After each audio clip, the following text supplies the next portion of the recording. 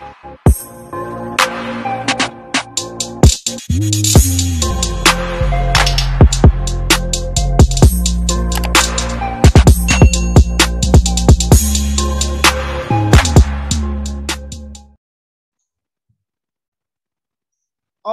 balik lagi bersama saya Rapcu Tarigan dan kali ini kita kedatangan anak hukum gokil, Kak Anita Cornelia. Wow, bagaimana kabar Kak? Kabarnya gimana ya? Ya baik, ya stres. Ya aku yakin yang bilang baik-baik aja tidak benar-benar baik-baik aja. Stresnya kenapa nih? Harusnya kan seneng dong mahasiswa S2 gitu kan? Enggak ya, mungkin gini kan ya. Bagi aku atau teman-teman yang lain yang sekarang itu punya planning, mungkin kita beberapa tahun yang lalu udah punya planning. Aku bakalan kayak gini. Terpaksa kan planningnya berubah semua karena ya emang pandemi dan kondisi yang nggak memungkinkan. Okay. Do you expect with this pandemic like almost 2 years, hampir 2 tahun, kamu mengharapkan atau kamu expect nggak sampai kok bisa ya 2 tahun pandemi? Ada nggak? Iya. Awal apa ya namanya orang misalkan pandemi ini bagi aku awal-awal kan kayak kamu di penjara, ya kan? Ya dong kan. Yang semula kamu bisa ayo nongkrong, ayo pergi ke sini, akhirnya kamu tidak bisa ke mana-mana. Okay. Pertama aku namanya orang di penjara, apa yang mereka pikir adalah aku pengen cepat bebas. Iya dong, berarti ekspektasiku adalah ayo dong sebulan lagi udah selesai lah, ayo dong 3 bulan lagi selesai lah, ayolah akhir tahun selesai. Ternyata apa? Ya sampai sekarang belum selesai. Oke, sampai sekarang ya belum terima selesai. aja. Wow. Terima aja mau ya kan.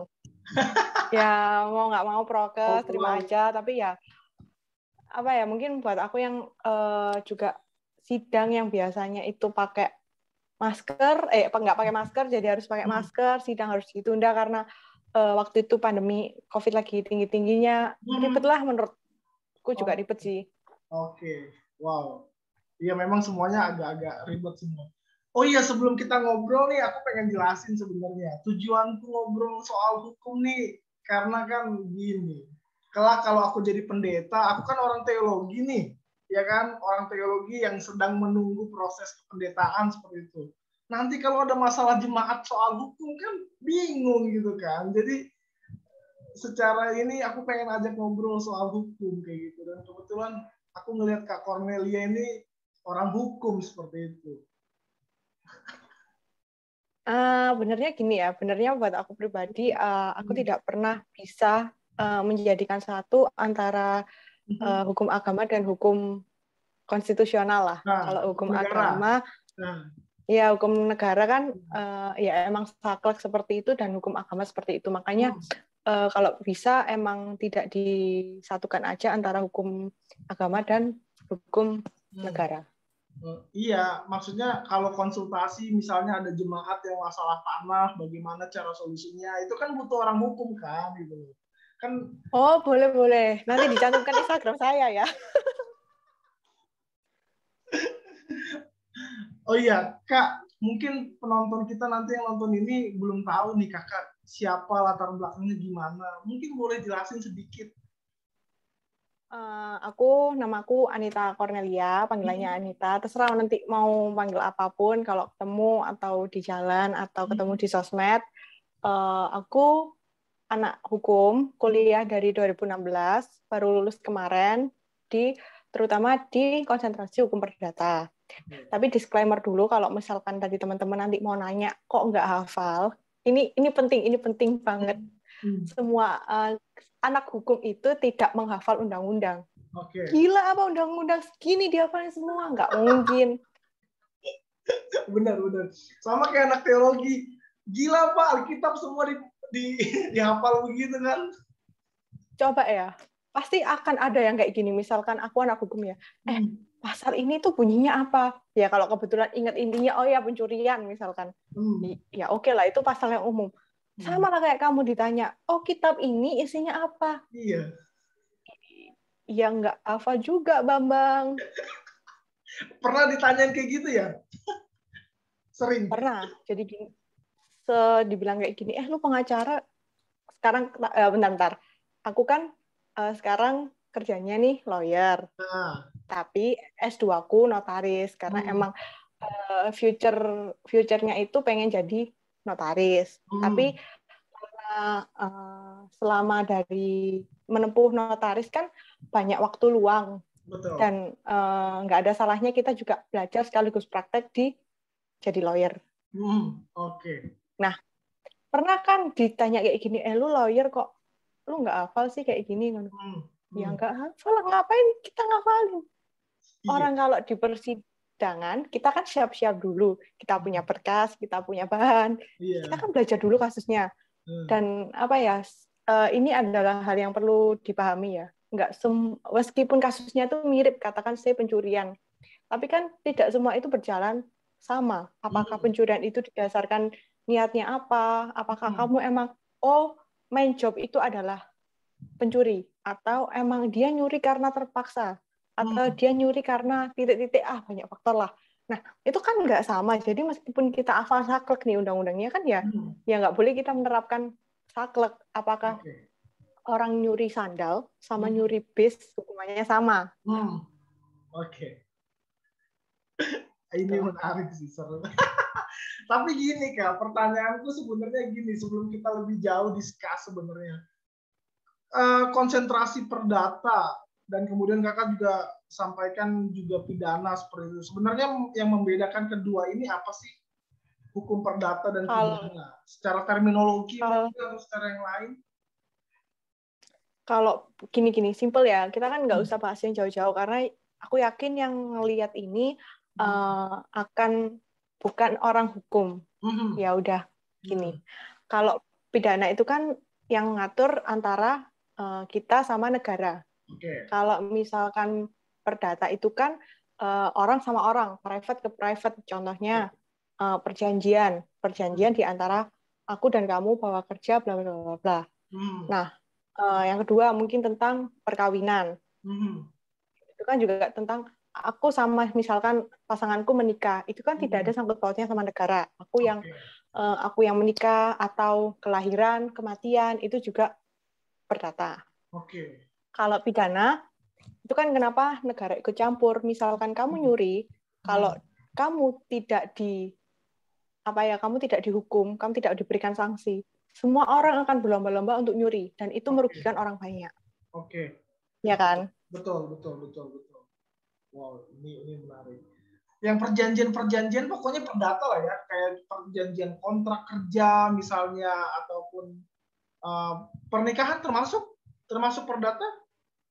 Pernikahan perdata kan kamu yang nikah, kamu kan meskipun kamu nikah, kamu cerai itu kan tidak merugikan negara, tidak ada hubungannya dengan negara, atau paling nggak tidak ada hubungannya dengan lingkunganmu. Kalau kamu yang menikah, kamu menikah dengan si B kasarannya, ya udah itu kan apa yang menjadi kekurangan dan kelebihan selama peristiwa pernikahanmu kan itu murni tanggung jawabmu dan tidak ada hubungannya dengan negara, tidak merugikan tetangga, tidak merugikan orang lain lah.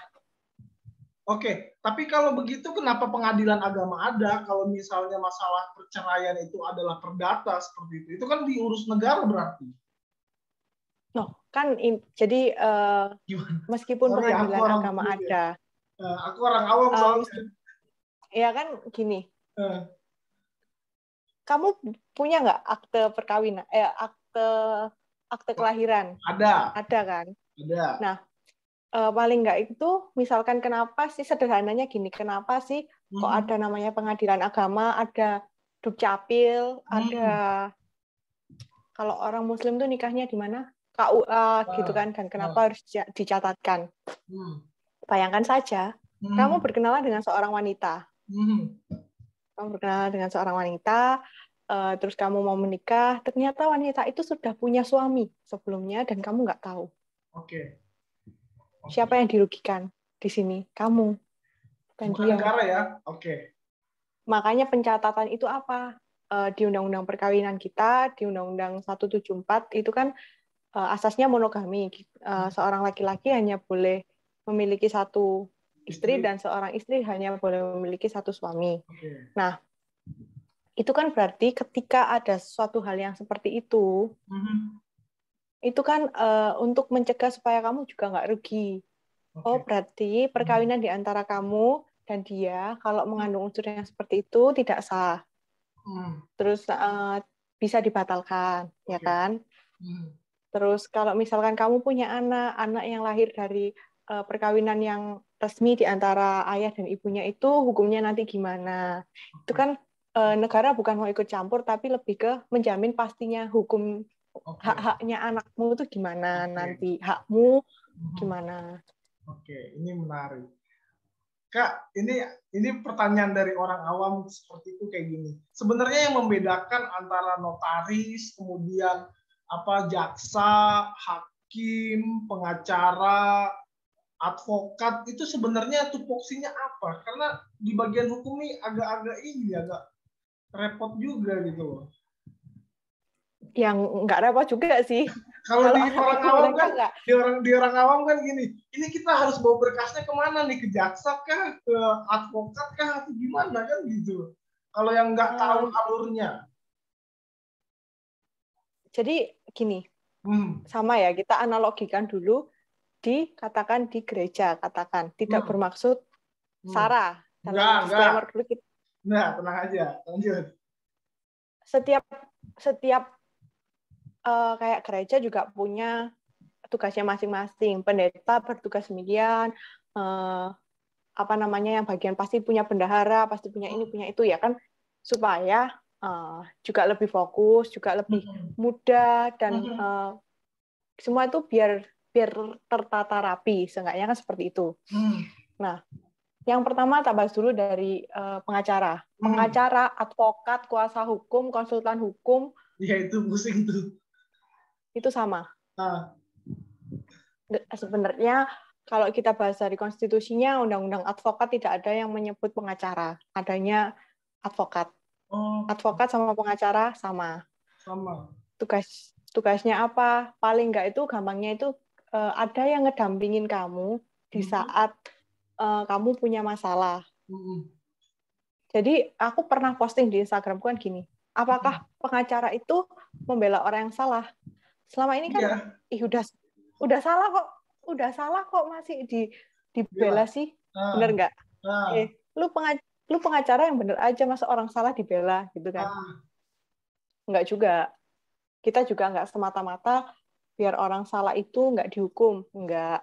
Kan kita kadang itu setiap orang salah itu kan dihakimin baik secara mental maupun secara fisik ya sama orang-orang yang di sekitarnya. Misalkan hak-haknya mereka dirampas, untuk paling dasar gini, ketika kamu di kepolisian, kamu punya hak sebagai klien untuk didampingi, sebagai tersangka atau terdakwa untuk didampingi supaya hak-hakmu itu tetap terjaga, kamu tidak ditekan, kamu tidak ya pokoknya hak-hakmu itu tetap terjaga, bahwa apa yang harusnya kamu dapatkan dan apa yang tidak boleh dilakukan ke kamu itu kita pengacara yang kita advokat yang ngedampingin itu, ngejaga itu.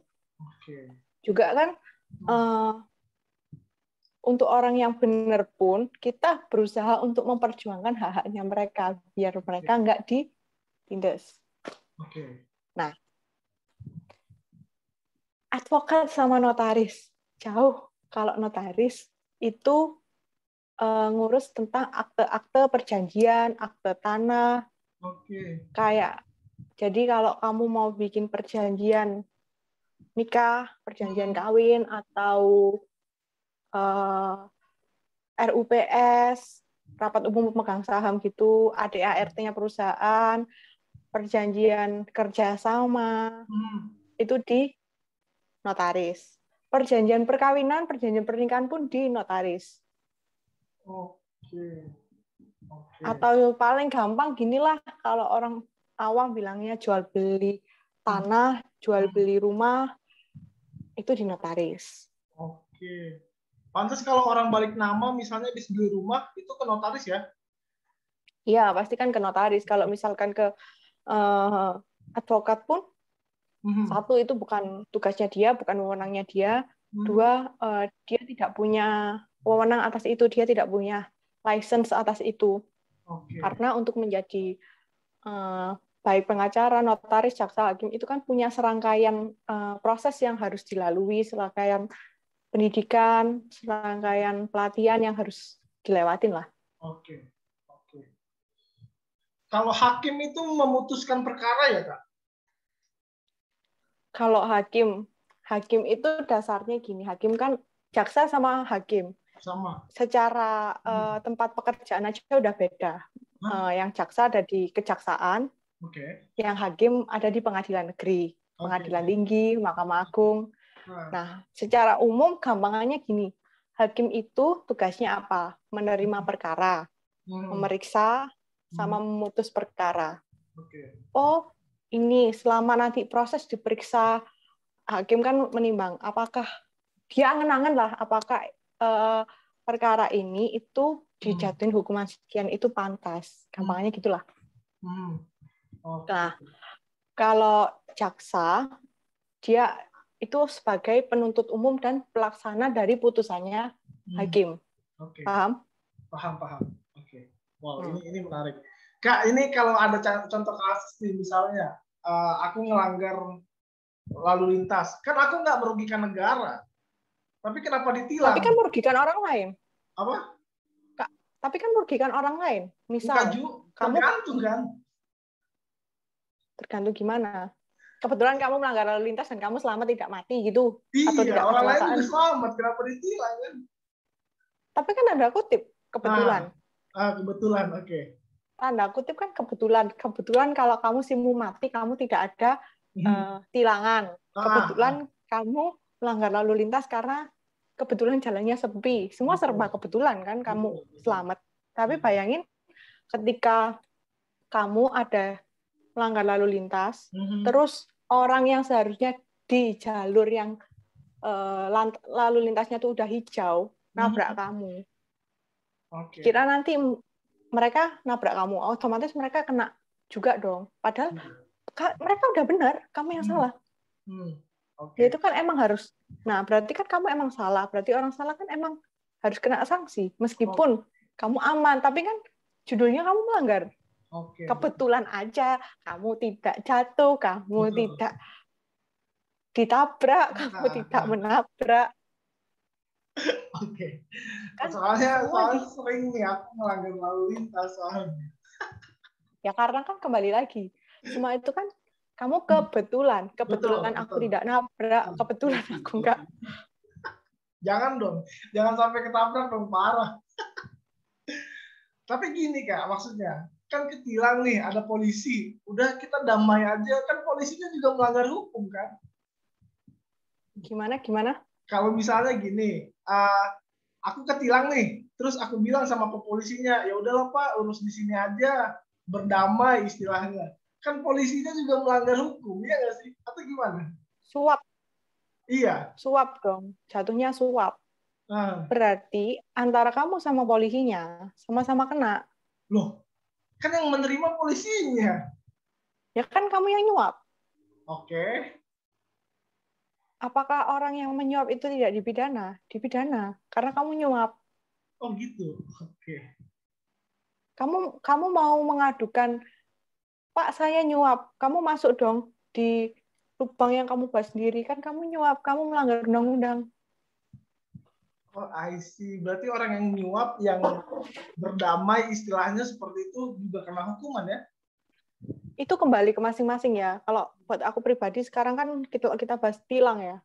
Tilang sekarang itu kan udah ada tilang online, di mana kamu bayarnya tinggal di Tokopedia, kamu tinggal bayar di Alfa Indomaret itu udah bisa, dan apa ya, dendanya itu tidak mahal dibandingkan kamu menyuap polisi. Buat aku pribadi, dan prosesnya itu mudah. Kamu tinggal bayar, apakah kamu mau suratmu kamu ambil, apakah suratmu mau kamu dikirim, itu bisa. Guys, ini aku pengalaman di Surabaya ya. Itu dikirim dengan biaya cuma 15.000, dengan denda sekitar waktu itu 75.000. Apakah lebih baik aku menyuap polisi? Enggak dong. Sebagai warga negara yang baik ya. 50.000 menyuap polisi. Coba lu di Surabaya, nggak boleh 50.000, 100 sampai 200.000. Terus uangnya jatuhnya ke siapa? Ke pribadi. Iya, Jatuhnya nanti ketika ada orang lain, nyuap lagi. Yang kaya siapa? Perorangannya. Tapi banyak orang yang melanggar kan? betul, betul, betul, betul. Ini menarik. Sorry ya Kak, ini pertanyaannya memang berdasarkan dari masyarakat kayak aku gini, kayak gitu yang apa masih belum aware dengan pentingnya menghargai rambu lalu lintas seperti itu. Berkenaan Kalau mengenai ini Kak, soal ini kita balik lagi soal contoh kasus ya, ada beberapa contoh kasus juga yang misalnya kayak gini, pembakaran rumah ibadah kayak gitu kan. Ya ini rahasia umum lah bahwa rumah ibadah seringkali dibakar ya kan, izinnya susah kayak gitu. Nah ini gimana secara hukum? Apakah orang-orang yang ngebakar ini tidak dipidana atau cuma sekedar ya udah materai damai 10.000 misalnya? Kan banyak tuh kasusnya kayak gitu tuh. kalau bahas topik agama itu kan sensitif ya. Jadi aku pun baca tadi juga baru banget ini baca kan. Kayak misalkan ada orang melaksanakan upacara keagamaan in case kan. Betul. Terus dibom. Meninggal tuh orang yang di situ semua dan itu nggak cuma satu. Pasti banyak kan namanya juga upacara keagamaan. Yaitu dipidana bagi orang yang ngebom. Oke. Satu. Bukankah di Undang-Undang Dasar itu juga tercantum bahwa setiap orang bebas untuk memeluk agamanya masing-masing? Iya. Iya kan? Nah, dua, di Undang-Undang HAM kan kita juga boleh memilih agama yang kita anut. Betul. Dan bukankah keenam agama ini diakuin semua di Indonesia? Betul. Islam, Kristen, Konghucu, Katolik, Hindu, Buddha. Betul. Ya kan? Nah, yang dimaksud dengan pengerusakan itu kan kadang, kalau in my opinion ya, mereka itu sengaja mencari perkara. Misalkan, ya cuman diingetin, jatuhnya sensitif. Cuman ditegur, sensitif. Kan namanya kita hidup bermasyarakat itu kan kasarannya orang Jawa bilang itu nengah minggir lah, ojo seenaknya sendiri gitu kan. Nah, tapi perusakan seperti itu kan itu jelas melanggar. Kamu bisa kok segala sesuatu itu kita selesaikan dengan baik-baik saja. Misalkan di gereja terlalu rame, boleh dong kita negur. Kita cuma ngingetin, tolong volumenya dikecilin dikit atau gimana lah. Dan agama yang lain. Itu kan apakah salah? Enggak kok buat aku ya. Oke. Apakah kemudian ini akan menjadi, kalau bisa dibilang pemerintah justru gagal untuk mewujudkan Undang-Undang Pasal 29 kebebasan beragama? Kayaknya masih belum tuntas nih. Apa bisa kita bilang gagal atau masih gimana nih? Gagal atau enggak itu gimana ya? Kita itu satu orang. Kasarnya pemerintah itu 10% atau bahkan nggak ada 10%, bahkan mungkin hanya 1% dari total penduduk di Indonesia. Betul. Disuruh mengatur orang Indonesia yang sekian banyak. Betul. Dengan pemikiran yang beda-beda, dengan faktor yang beda-beda semua. Apakah mereka patut dibilang gagal? Dengan lebih banyaknya juga orang yang sadar bahwa kita nggak boleh kayak gitu. Oke. Berarti bukan salah pemerintah ya? Bukan salah pemerintah ya? Tidak ini. Salah kamu sendiri lah. Misalkan gini, kamu mau jadi penjahat. Salahnya pemerintah apa salahmu? Salahnya. Atau gini lah. Itu analoginya nggak apple to apple dong. Loh, iya tuh. Ya iya dong. Sekarang gini, apakah kamu tidak menjadi penjahat dengan kamu merusak tempat ibadah? Ya kamu menjadi penjahat lah. Tapi kan kemudian kita punya kebebasan beragama dalam arti dijamin. Ingat, dijamin loh. Kecuali ada undang-undang yang bilang tidak dijamin. Baru kalau seandainya dibakar, ini penafsiranku ya. Kalau misalnya dibakar ya udah orang nggak dijamin gitu. Bentar. Bunyinya undang-undang gimana? Bentar kita cari ya. Pasal 29 ya. Iya, ampun. Pasal 29 ayat berapa ya? Pasal 29 ayat 1 kayaknya. Ayat 1 apa ya? Bentar. Perlu. Aku juga agak dulu 29 atau 28 ya, pasal 28 ayat pasal 28. Nah, Oh, 28 kembali ayat lagi 1. 28 ayat 1. pasal 28 ayat 1.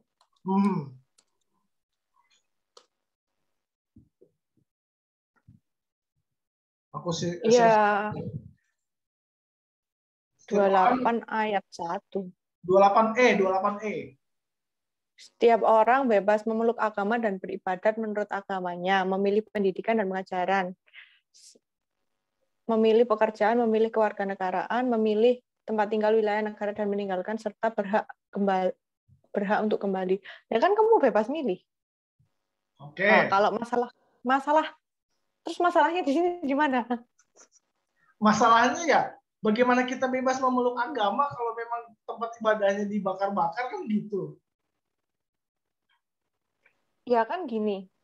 Ini gimana tafsiran Uh, soal bebas memeluk agama nih, maksudnya gimana tafsirannya? kita kan bebas milih. Kamu mau pilih agama Kristen, kamu mau pilih agama Islam, kamu pilih agama apa? Itu kan Pancasila juga menentukan ketuhanan yang Maha Esa, agamanya satu. Ya nggak apa-apa, kan nggak ada kaitannya dengan kamu ke tempat ibadah. Even kamu mau beribadah di rumah, meskipun kamu adalah seorang Muslim dan kamu nggak mau ke masjid, itu kan hakmu. Oke. Nggak ada hubungannya dengan terus kamu di tempat ibadah terus kamu dibom. Itu kan hal yang di luar nalar, di luar apa yang kita pikirkan gitu kan. Itu kan aku bilang itu kecelakaan ya, kecelakaan yang memang disengaja oleh salah satu orang atas kelompok orang. Oke. Berarti ini tafsirannya hanya sekadar berhak untuk kemudian beragama apa ya, tidak dijamin untuk ini ya. Tapi yang menarik kalau kita baca di pasal 29 ayat 2 Kak, disampaikan bahwa negara menjamin kemerdekaan tiap-tiap penduduk untuk memeluk agamanya masing-masing dan beribadat menurut agamanya masing-masing dan kepercayaannya itu. Jadi menjamin kemerdekaan tiap-tiap penduduk di pasal 29 ayat 2. Ini tafsirnya gimana nih? Ini kan yang kamu bahas tadi kan keselamatannya ketika di gereja. Betul. Atau keselamatannya ketika di... Nah, apakah sekarang gini, kita balik ke dasar aja ya. Kita dasar ke, nggak usah bahas undang-undang dulu, kita bahas ke moralnya dulu. Apakah di agamamu, di agamaku, dan di agama kita semua diajarkan untuk agama yang di sebelah loh salah? Enggak. Oh, nah enggak kan? Kembali Enggak. lagi, apakah tak kira di setiap agama juga ada aturan bahwa jangan menyakiti sesama atau jangan membunuh sesama. Oke. Meskipun nggak ada aturan dalam undang-undang tersebut demikian, secara kita kembali lagi ke moral dan undang-undang dan apa ya kasarannya norma keagamaan kita bahwa hal tersebut sudah dilarang. Nah, berarti kan dengan perusakan tempat ibadah atau kayak contoh pengeboman gereja, apakah itu menjadi kesalahan negara? Enggak, itu kesalahan dari diri kita sendiri juga yang merugikan banyak orang. Makanya pada akhirnya negara ikut campur bagaimana cara untuk mengatasi hal-hal tersebut. Oke. Berarti pasal 29 ayat 2 ini perlu direvisi sebenarnya, Kak. Karena tulisannya negara menjamin kemerdekaan tiap-tiap penduduk untuk memeluk agamanya masing-masing. Nggak salah, kan kamu bebas. Apakah kamu disuruh untuk milih agama Islam? Apakah kamu disuruh untuk pilih agama Kristen? Apakah kamu wajib untuk pilih agama Hindu? Enggak kan? Kamu bebas. Bahkan even ketika di luar 6 agama yang diakui di Indonesia pun kamu boleh memilih. Kamu boleh beribadah, misalkan kejawen. Boleh. Bahkan di KTP pun ditulis kepercayaan. Enggak apa-apa. Oke. Oke, berarti hanya kan sekedar memeluk doang, tapi keselamatan dalam beribadah kan, tapi di sini juga untuk beribadat menurut agamanya dan kepercayaannya itu. Jadi negara menjamin. Kan kemerdekaan itu kan kebebasan, bukan jaminan ketika kamu aman kemana gitu kan enggak. Oke.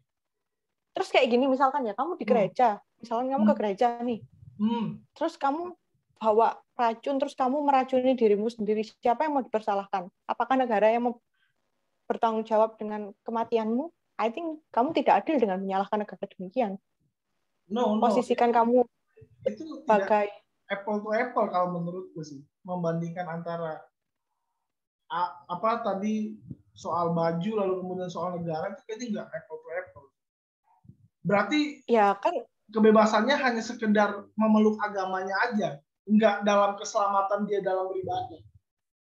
ya enggak dong. Oke. Kamu nggak mungkin juga itu juga dijamin sampai kayak gitu kan, nggak mungkin juga. Oke. Wow, ini menarik nih, baru tahu soalnya. Oke. Kak, soal ini lagi nih. Kemarin rame soal bansos dari Mensos kemarin lah ya, kita nggak usah sebut nama Mensosnya, udah pada tahu juga gitu kan. Layak tidak 11 tahun untuk mendapatkan hukuman itu menurut kakak sebagai orang hukum misalnya? Kan kemarin ketua KPK bilang sebelum ada korupsi ini, yang korupsi bansos selama masa pandemi akan dihukum mati. Ternyata cuma 11 tahun misalnya.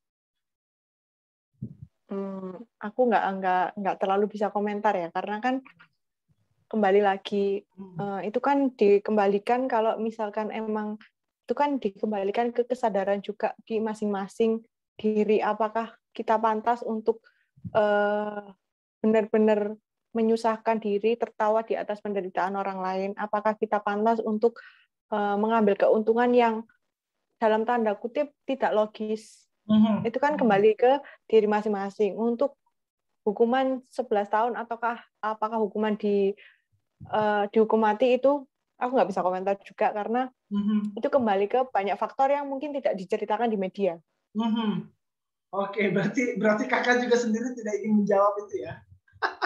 Ya, karena emang mungkin terkadang emang banyak hal yang tidak bisa diungkapkan, dan jangan sampai kita menjudge orang karena emang kita tidak tahu fakta yang sebenarnya. Tapi bagaimana kita tahu fakta sebenarnya kalau nggak diungkap gitu loh? Kan itu jadi pertanyaan besarnya kan itu. Oke lah 11 tahun masyarakat mungkin terima, tapi alasan logisnya 11 tahun kan tidak diceritakan di media. Misalkan kamu adalah orang yang bersalah dan orang yang dihukum 11 tahun, misalkan. Betul. Kamu punya anak kecil yang tidak harus menanggung dosa yang harus kamu alami. Ketika diceritakan di medsos, apakah anak itu juga harus menanggung beban seumur hidup? Beban dosa orang tuanya seumur hidup? Enggak sih. Wow. Tuhan aja Maha Pengampun. Tapi kan ini beda kan. Iya, Tuhan Maha Pengampun, manusia kan agak susah.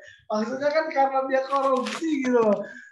Kalau dia cuman gimana ya, kalau dia cuma minjem uang terus nggak bayar mungkin masih bisa lah, ya udah maafin lah ya. Ini kan korupsi di masa pandemi, bansos gitu loh. Ya kembali lagi, makanya aku kan nggak bisa komentar apakah satu korupsi itu kan tidak mungkin dilaksanakan seorang diri. Itu kan dilakukan oleh sekelompok orang. Nah, terus faktor-faktor ya seperti itu tadi yang mungkin menjadikan tidak semua hal diungkap di media. Betul. Tidak jadi aku nggak terlalu komentar juga dengan itu, karena emang banyak faktor-faktor yang tidak bisa ditafsirkan sederhana, apalagi untuk perkara korupsi. Oke, wow. Ini menarik. Kak, gini sih, kan kayaknya 2 tahun lalu apa ya, soal undang-undang KUHP, RUU KUHP. Itu menurut kakak gimana RUU KUHP? Baguskah atau memang masih ada yang perlu direvisi? Aku nggak tahu ya, kakak baca apa? Menurut pendapatmu gimana? Aduh, justru aku tanya aja. Aku kan bukan orang hukum. Ini enggak kan jadi kan selama ini kan kan ini discuss dua arah, bukan satu arah ya kan. Ketika kamu membaca, yang kamu baca itu kan bukan rancangannya, tapi yang kamu baca itu kan adalah opini yang ditulis oleh orang-orang dalam notabene kadang sok tahu. Betul. Tak ambil contoh satu pasal yang aku ingat ya. Apa? Bahwa kalau binatang peliharaan masuk ke halaman orang lain langsung dipidana. Oke. Ayammu masuk ke tetangga, ke halaman tetangga dipidana. Apakah sederhana itu? Enggak. kalau kamu baca tuntas, itu mengandung banyak-banyak faktor. Misalkan ayammu itu kamu punya lahan jagung di depan rumah, ya kan? Karena ayammu masuk, terus lahan jagungnya rusak. Lah, itu baru bisa dijadikan kesalahan lah kalau cuman ayammu dengan tidak sengaja masuk terus udah pergi lagi. Apakah hal seperti itu bisa dipidana? Enggak. Itu dia Tapi kan gini Kak, berarti kan komunikasi publiknya kan masih kurang nih. Aku pribadi sih menilai bahwa RUU KUHP ini bagus gitu loh, karena ada beberapa pasal hoax yang kemudian nggak seperti itu. Misalnya kayak mempelajari komunisme, katanya nggak boleh. Boleh sebetulnya, dalam ruang kelas tuh masih diperbolehkan untuk ranah diskusi seperti itu. Tapi untuk mengganti komunisme menjadi Pancasila ya jelas nggak boleh lah. Kan gitu. Tapi kan hoaxnya adalah kalau di kelas nggak boleh belajar komunisme kayak gitu. Kan aneh juga gitu loh. Dan itu tuh jadi ini kemakan juga loh. Jadi kan komunikasi publiknya nggak ini. Ya, kembali lagi. Makanya kan seharusnya kita tuh harus baca secara keseluruhan. Iya. Tapi ternyata banyak yang menggoreng itu menjadi suatu kesalahan. Ini miris banget. Kayak banyak anak hukum yang juga tidak membaca keseluruhan, membaca dari berita yang pasal itu dipotong sehingga menjadi sesuatu yang ambigu. Betul. Ya kan? Jadi sesuatu yang salah. Makanya kan wajib untuk kita baca secara keseluruhan, kita mengerti secara keseluruhan, baru kita protes isinya apa. Bayangin yang bikin undang-undang itu keselnya kayak apa, yang bikin RKUHP itu keselnya kayak apa ketika dipotong sedikit, cuman dipotong udahlah satu kalimat, separuh kalimat aja lah, jadinya nanti jadi salah. Itu dia makanya. Itu salah satu yang ngebuat juga beberapa seniorku di GMKI, termasuk Pak Yasona Lauli juga ikut andil dalam pembuatan itu. Makanya kayak kok nggak percaya sama produk buatan sendiri, karena kan RUU KUHP ini kan buatan Belanda, itu semua kan pengen direvisikan seperti itu. Dan anehnya adalah ini, aduh nggak tahu ya Kak, kadang mahasiswa tuh yang turun ke jalan bukan orang hukum, keselnya di situ gitu loh. Ya wajar. Kalau misalkan mungkin orang yang bukan hukum salah paham, itu adalah hal yang wajar. Ironisnya, ya kembali lagi ya, ironisnya di RKUHP 2019 itu emang banyak banget anak hukum yang turun tanpa mengerti topoksinya undang-undang yang sebenarnya, tanpa mengerti isinya undang-undang yang sebenarnya. Nah itu dia makanya.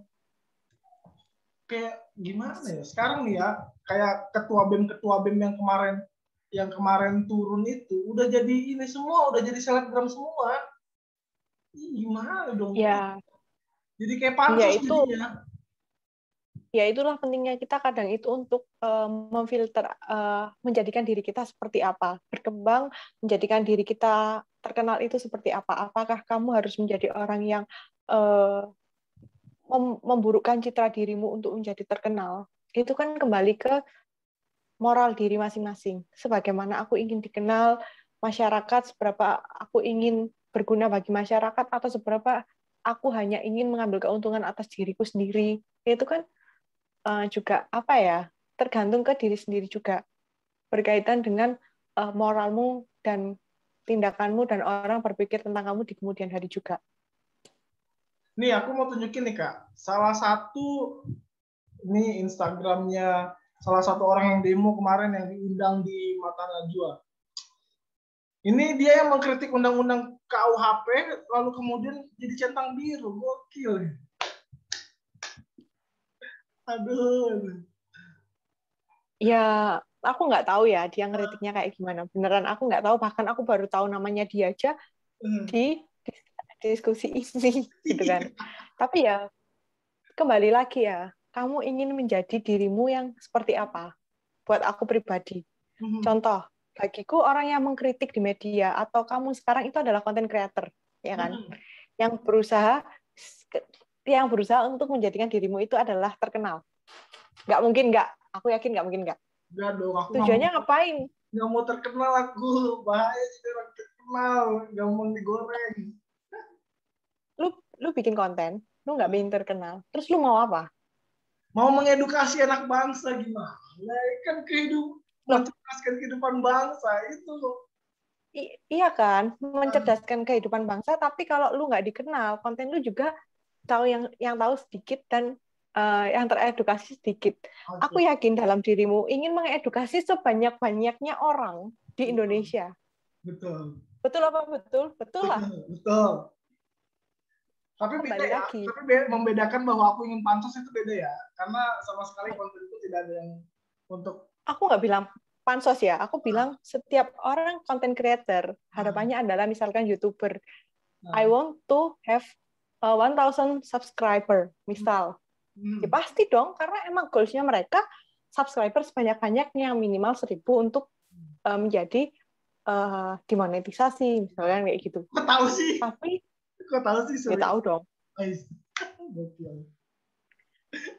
Tapi ya kembali lagi, kadang orang Indonesia atau kadang semua masyarakat itu mungkin udah lelah dengan permasalahan duniawi, kadang membaca seperti itu tuh menjadi kadang hiburan buat mereka, atau kadang itu menjadi mereka itu merangsang emosi mereka untuk marah tanpa gimana-gimana, sehingga orang yang terkenal dengan cara yang tidak baik, ingin terkenal dengan cara yang kurang baik, itu lebih terkenal daripada mereka yang berguna.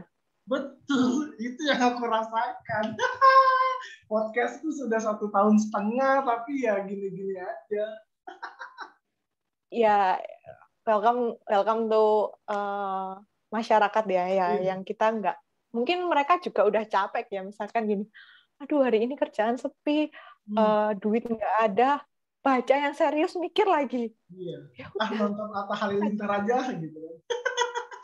Nonton gosip aja lah, gitu. ngeringanin pikiran gitu kan. Tapi jatuhnya menurut aku pribadi itu malah insecure. Oh, orang di medsos loh bisa beli ini, bisa beli itu. Aku kok belum bisa ya? Betul. Gitu loh, buat aku pribadi loh ya. Aku pernah sampai tutup semua medsos itu within 1 tahun lah. Cuman Instagram doang yang tak aktifin, cuman ya aku nggak ngelihat karena tadi semakin banyak kamu pakai medsos, buat aku tekanannya semakin banyak ketika mentalmu belum siap. Buat aku pribadi ya. Kok mereka bisa sih? Oh mereka loh nabrak orang jadi terkenal centang biru. Ya balik lagi, aku nggak mau terkenal centang biru cuman gara-gara kayak gitu, itu gila buat aku. Betul. Oke, ini menarik. Kak, mungkin diskusi kita seru sekali. Boleh nggak kasih tips menafsirkan kitab hukum nih gimana nih? Biar nggak salah, nggak misinterpretasi gitu. Gimana caranya menafsirkan kitab undang-undang atau apapun itulah, produk hukum lah. Seperti itu. Kita hidup, kita bermasyarakat. Kita makhluk sosial, kita butuh orang lain. Betul. Ya kan? Ya, satu, kamu baca. Kan? Kamu baca dulu keseluruhan. Nggak usah baca undang-undangnya full, capek. Baca yang pasal berkaitan aja. Cari interpretasinya di Google. Banyak kok yang nulis, tapi bacalah yang menurut kamu juga logis. Betul. 3, ya udah nanya. Kamu punya temen kok, kamu bisa nanya. Misalkan kamu kenal aku sebagai orang hukum, ya udah kamu nanya, maksudnya ini gimana sih? Nggak ada yang salah, orang kita kan boleh bersosial nanya. Kita butuh orang lain, kita juga dibutuhkan orang lain nanya. Itu yang paling buat aku sih, aku lebih seneng nanya ya daripada aku harus berjibaku sendiri sama buku, baca, jenuh kadang. Aku lebih seneng nanya, discuss sama orang lain. Betul. Ini bahkan menarik. Lanjut.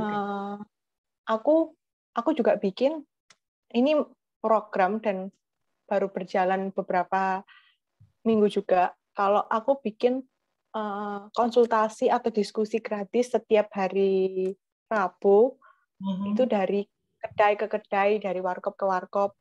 Ya kita discuss kasusnya apa, aku punya permasalahan apa, kamu punya permasalahan apa, dan itu sifatnya kita gratis.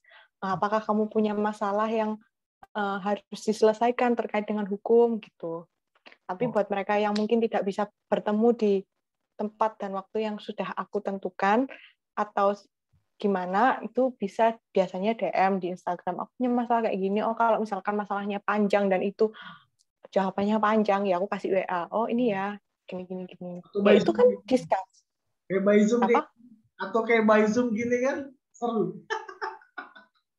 Ya ini kan apa ya? Kan beberapa orang itu kan tidak mau dipublik juga untuk permasalahannya. Mungkin malu atau mungkin takut atau mungkin kadang itu yang discuss juga di pihak yang bersalah. Aku Betul, harus gimana? betul, betul, betul. Wah ini menarik, mulia sekali nih. Jarang ada orang hukum seperti ini nih. Iya, Gini ya, aku sejak kasus Ahok kemarin, aku sangat-sangat tidak percaya dengan orang hukum karena ya begitulah gitu kan. Sejak kasus Ahok kemarin ya, ya udahlah, udah apakah kita boleh orang hukum aja. menyamaratakan? Apakah kita boleh? Ya, gini. Hmm, hmm, hmm, Misalkan hmm, kamu pacaran, kamu punya mantan yang sifatnya itu jelek, misalkan. hmm. Apakah boleh kamu berkenalan dan kamu menganggap bahwa dia sama dengan mantanmu? Enggak dong.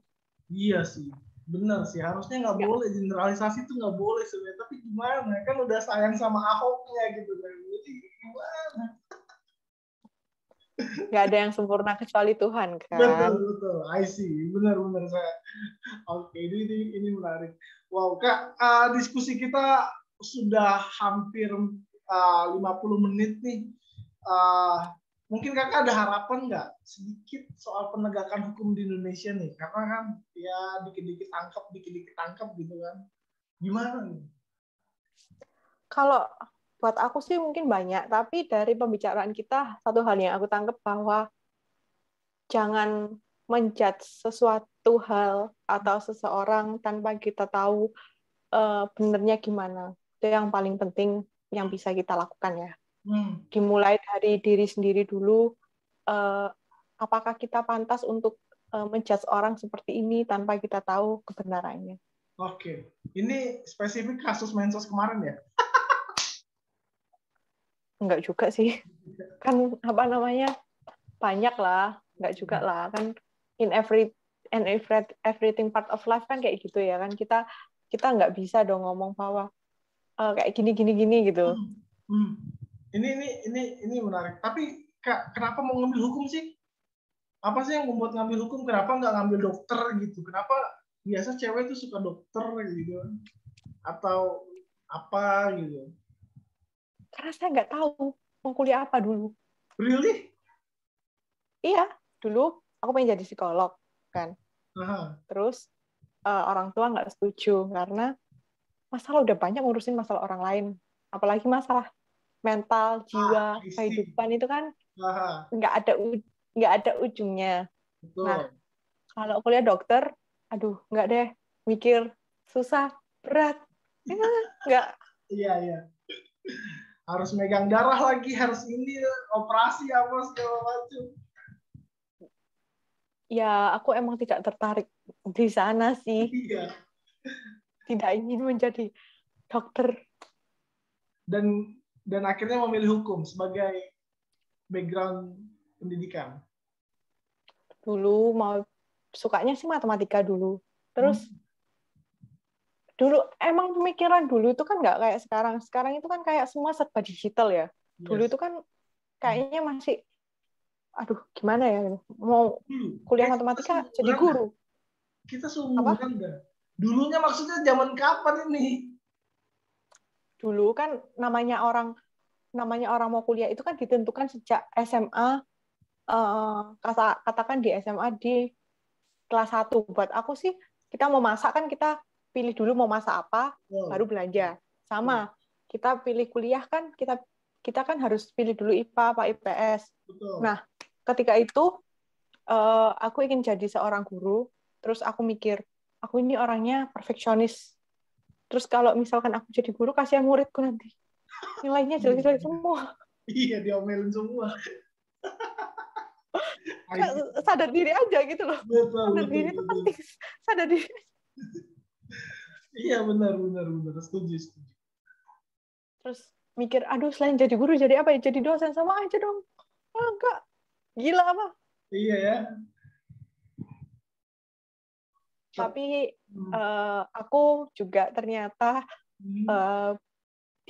pernah diundang juga jadi dosen tamu di salah satu universitas di Jombang lah.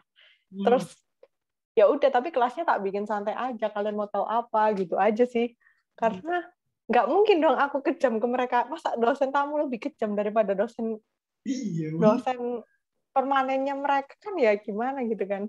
bener. Ya udah, tapi kalau emang aku ngajar sih emang sifatnya santai ya. Oh, materinya ini ya tak bikin dua arah aja. Oh, kayak gini gitu. Jadi mereka nggak sepaneng juga. Betul. Ini menarik. Jadi akhirnya memilih hukum lah ya sebagai perjalanan hidup. Ya, setelah memilih hukum, terus dulu kan pengen jadi konten kreatornya makanan, ternyata pandemi. Tuhan Maha Baik nih pandemi. Terus akhirnya berhenti, akhirnya bikin konten kecil-kecilan di hukum di Instagram dulu. Pengennya di YouTube, cuman menyusul lah ya. Oke.